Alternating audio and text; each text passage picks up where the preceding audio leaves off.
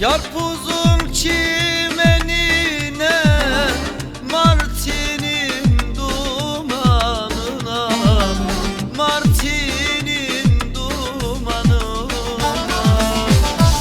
Nasıl kıydın sen felek Mevlüdün yeğenine, Mevlüdün yeğenine. Aslan ağam yolda danaşmaz mı? Anam yavrum ayrılan kavuşmaz mı?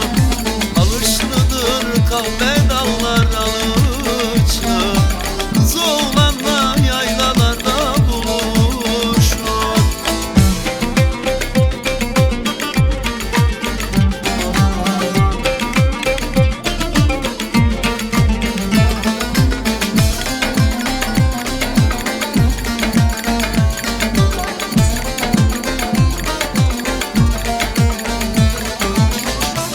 Süleyim çimenine otur sevdiğim otur, otur da bir tanem otur.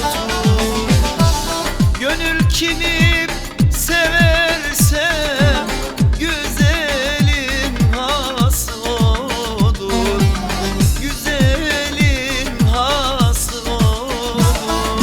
Aslan ağam yolda danaşmaz mı? Anam yavrum ayrılan kavuşmaz mı?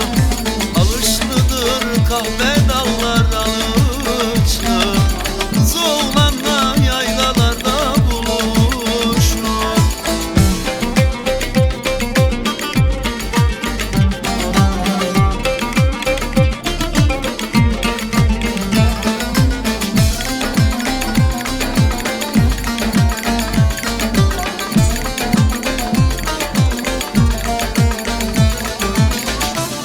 Dikli taşı